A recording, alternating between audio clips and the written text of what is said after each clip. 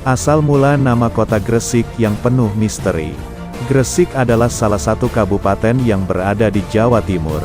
Letaknya berada di pesisir timur Pulau Jawa. Gresik terkenal dengan semen Gresik yang merupakan pabrik semen pertama dan terbesar di Indonesia. Lalu bagaimana awal mulanya kabupaten ini diberi nama Gresik? Di bawah ini ulasan sejarah tentang asal mula nama kota Gresik. Misteri asal mula nama kota Gresik. Jika dilihat dari sejarahnya banyak sumber yang menjadi referensi asal-usul nama kota Gresik. Berikut ini adalah sumber-sumber yang pernah diteliti. 1. Periode Jawa Kuno.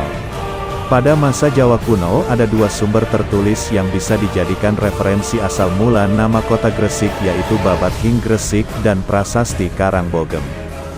Babad Hing Gresik menyebut Gresik dengan Gerwarasi. Dekahan punika dipunnameni cara Arab. Gerwarasi, yang artinya, pedukuhan itu dinamai dengan bahasa Arab, Gerwarasi. Sedangkan Prasasti Karangbogem, 1387 m, sudah menyebutnya secara gamblang dengan nama Gresik. Hana Takawulaningong saking Gresik, adalah bagian kalimat pembuka yang terdapat dalam Prasasti Karangbogem. Artinya adalah, kemudian adalah seorang warga kami berasal dari Gresik, yang membuktikan bahwa nama Gresik sudah ada sejak saat itu. Nama lain Kabupaten Gresik adalah Tandes, yang terdapat dalam beberapa sastra Jawa kuno. Tandes tertulis dalam inskripsi yang terdapat di makam kompleks makam Bupati Gresik zaman dulu. 2. Periode kolonial. Periode awal asal mula nama kota Gresik pada masa kolonial ditandai dengan kedatangan bangsa China di wilayah tersebut. Mereka menyebutnya Tes Tesun atau Kampung Kotor sebelum akhirnya diganti dengan Tesin Tesun, yang artinya kota baru. Disebut Tes Tesun karena ketika pertama kali tiba di wilayah Gresik, bangsa China menemukan keadaan kota yang benar-benar jauh dari kemajuan yang sebelumnya pernah dicatat oleh seorang penulis dari Belanda. Kemudian ada bangsa Portugis yang menyebut Gresik dengan Gerwares, Ages, dan Agati jika mengacu pada peta kuno yang dibuat bangsa Portugis pada abad 15. Sedangkan bangsa Belanda, VOC, yang datang setelah Portugis menyebutnya Gerrici atau Grisi sesuai dengan buku Historisch Onderzoek yang ditulis oleh J.A.B. Wiselius. J.A.B. Wiselius juga menuliskan bahwa nama Gerwarasi dari Babad Hing Gresik masih dipakai sampai sekitar abad 17. Bangsa Arab yang datang untuk berdagang dan menyebarkan agama Islam di Jawa menyebut Gresik dengan Korosaik. Sebenarnya, Korosaik adalah perintah kapten kapal untuk menancapkan jangkar ketika sampai di pelabuhan. Terakhir ada Thomas Stamford Raffles dalam bukunya yang terkenal, The History of Java, menyebut Gresik dengan sebutan Giri Gisik yang artinya tanah di tepi laut. Hal ini karena Gresik terletak di pesisir timur pantai Jawa. Dari semua perbedaan penyebutan sumber-sumber yang menjadi asal mula nama kota Gresik, sebutan Giri Gisik akhirnya menjadi yang paling populer di masyarakat. Giri yang berarti bukit dan gisik atau pantai menjadi terkenal karena sesuai dengan ciri geografis Kabupaten Gresik. Akhirnya Giri Gisik berubah menjadi Gresik yang dikenal sekarang melalui percakapan sehari-hari masyarakat. Lentera adalah simbol sebuah kehidupan. Lentera berguna sebagai sumber penerangan serta penunjuk arah di dalam kegelapan. Keberadaannya telah dikenal oleh masyarakat Hindu-Buddha di Jawa maupun Bali. Seperti di Jawa Barat ada yang namanya ajuk, berupa lampu minyak yang ditutup dengan kaca. Dan di Bali, lentera digunakan sebagai pelengkap pada upacara ngaben.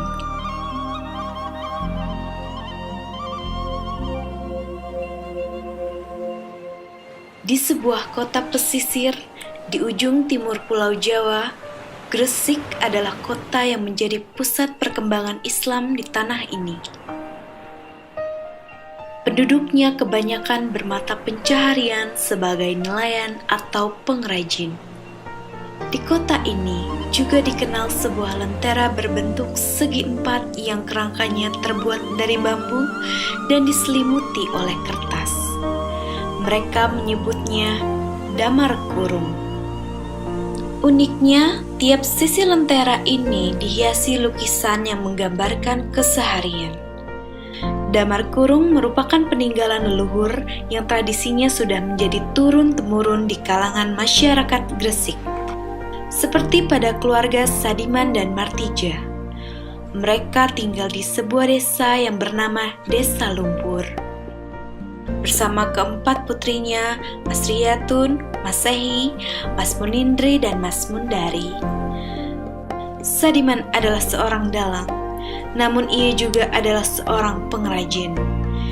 Ia membuat damar kurung untuk memenuhi kebutuhan hidup keluarganya sehari-hari. Ia mengajarkan kepada anak-anaknya agar tetap mempertahankan tradisi membuat damar kurung. Sepeninggalan Sadiman dan Martija, putri-putrinya lah yang melanjutkan tradisi damar kurung. Salah satunya ialah Mas Mundari.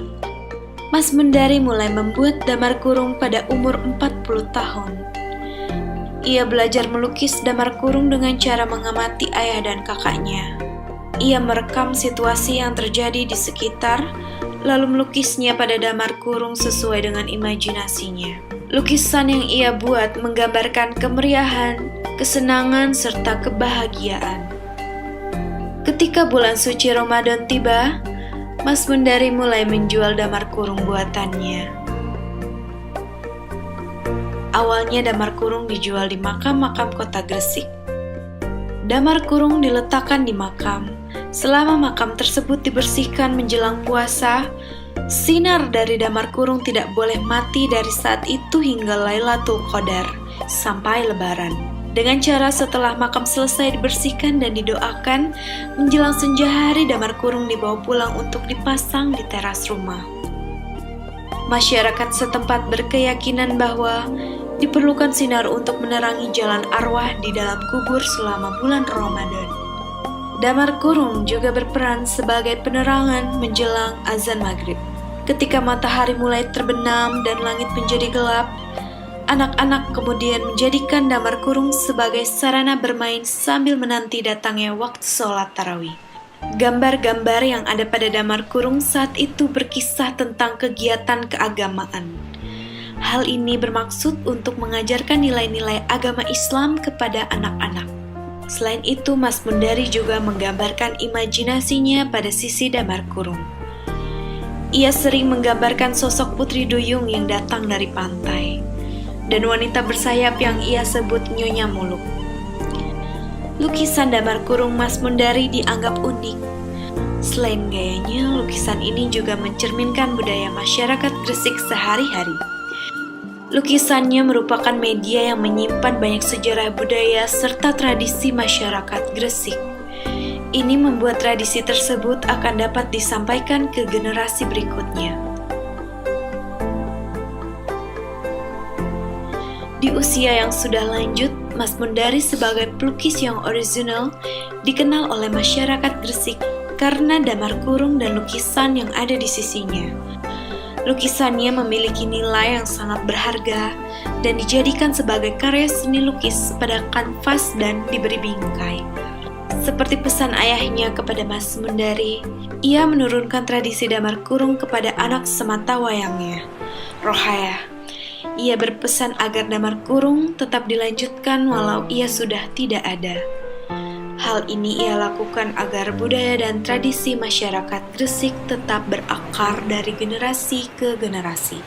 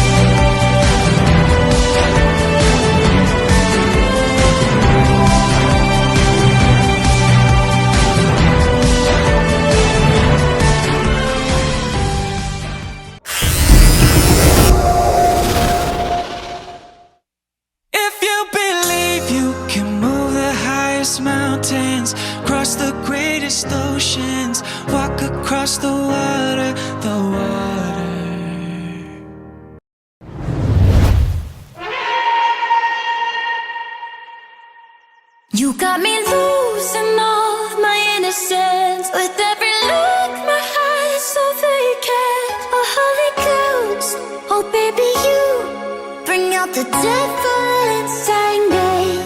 And when you sing your lucid lullaby, you'll take me straight to love with paradise.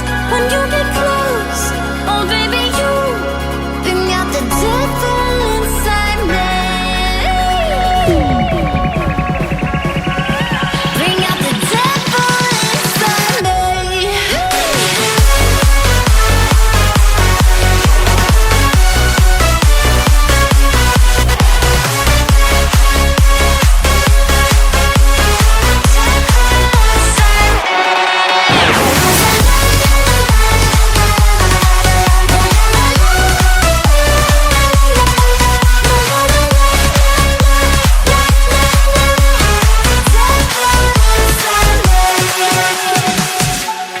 Losing myself in all the things you do.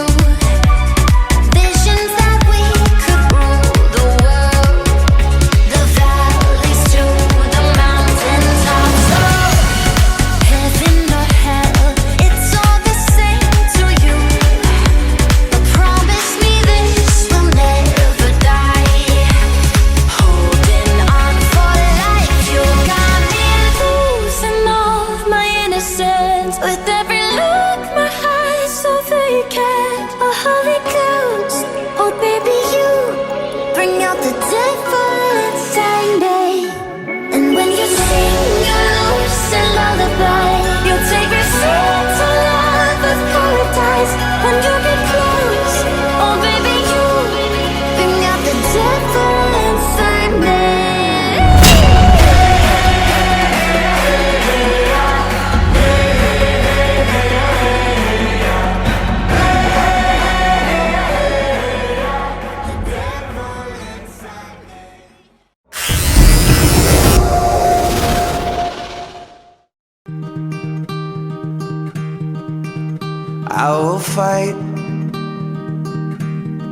I will fight for you. I always do until my heart is black and blue. And I will stay with you. We'll make it to the other side like lovers do. I'll reach my hands out in the dark and wait for yours too, until I can wait for you. I'll wait for you. 'Cause I'm not giving up. I'm not giving up, no, not yet. Even when I'm down to my last breath, even when they say there's nothing left,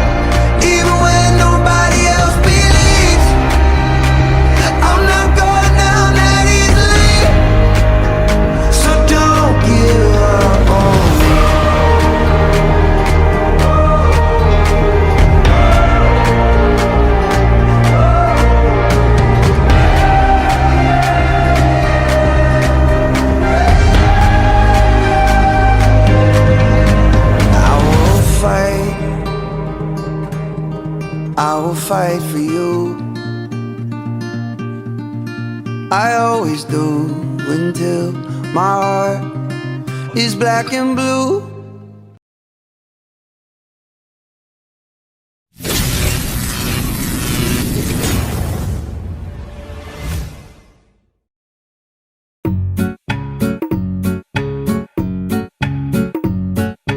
Салам алейкум, всем вам добрый вечер, пацаны. Nastroyla qalay ishlanishdak. Ko'chalarni gullat qilishga jillaniya qalay. Hammasi yaxmali yoki gallakmi? Yo'llarimiz yoritsin chiroq. Gayguyimiz kallada taro. Oldinda tuman yoki yomg'ir, o'tib olamiz perezdan tezroq. Tashnalikdan yo o'zimiz xo'lab, aylanamiz birgada o'tirib. Ketmasa bo'ldi quyosh porlab, dam olamiz kechgacha uxlab. Салам алейкум, всем вам добрый вечер, пацаны. Nastroyla qalay ishlanishdak. Ko'chalarni gullat qilishga jillaniya qalay. Hammasi yaxmali yoki gallak.